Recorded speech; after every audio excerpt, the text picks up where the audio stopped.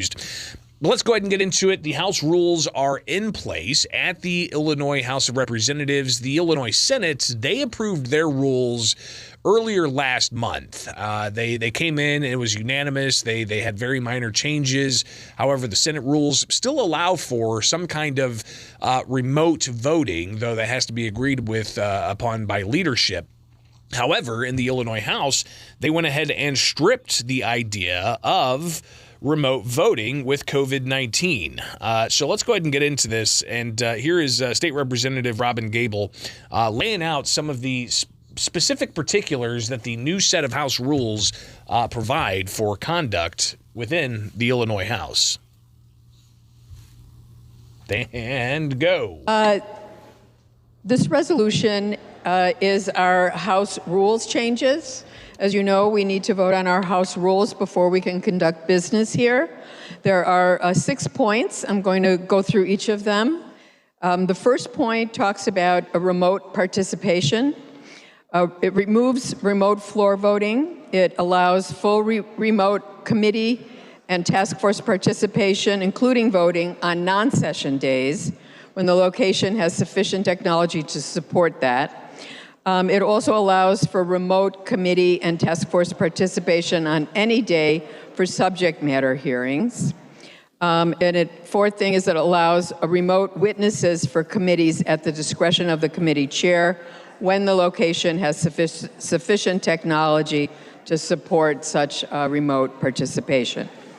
The second rule change reestablishes the Rules Committee discretion.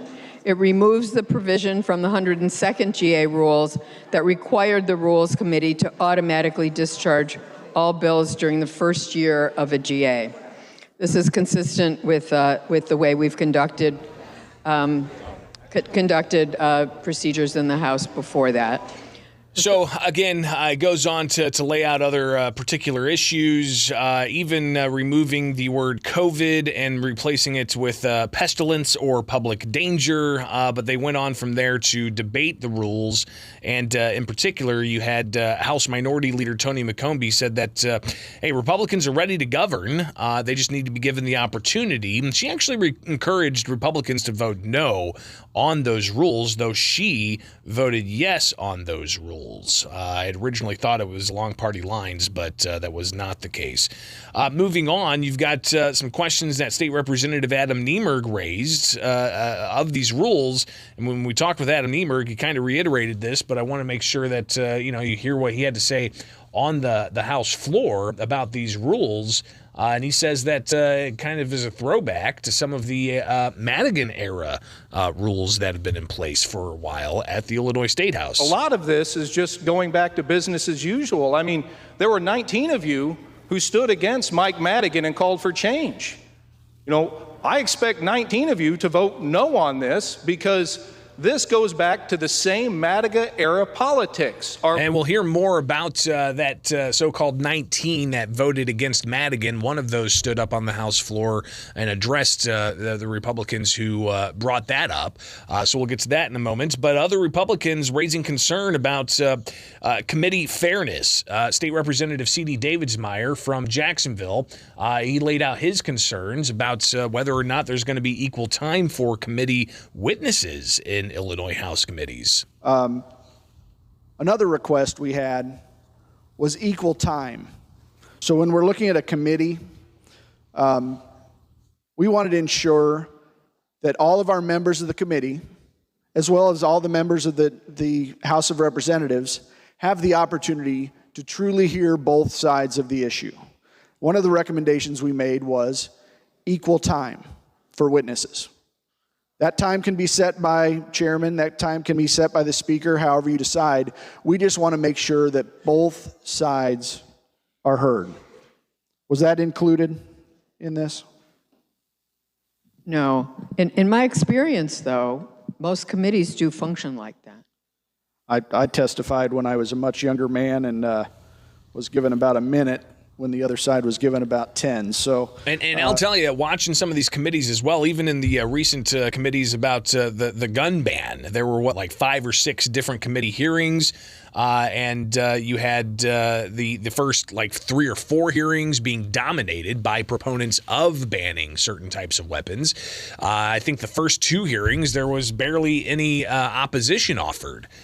So, yeah, it's interesting to hear some of that hashed out. But then Democrats on the Illinois House floor yesterday, they stood up and defended the House rules. Here's Dan Didich talking about what the rules, he says, are meant to combat against.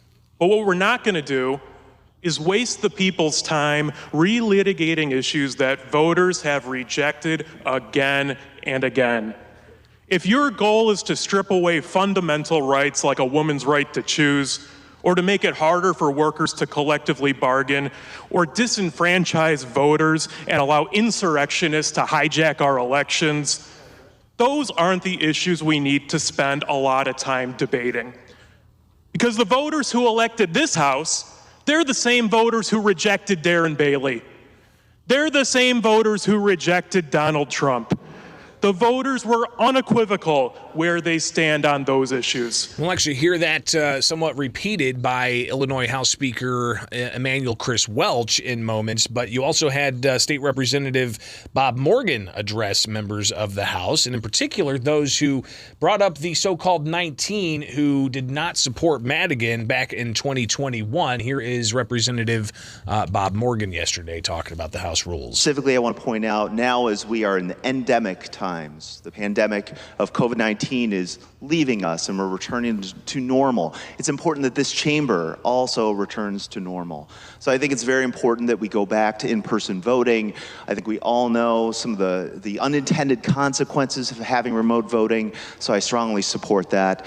And lastly, to those who want to reference the 19, also as a member of the 19, I would encourage everyone to know that we've never been shy about speaking up when we feel strongly about an issue. We haven't in the past, we will not in the future.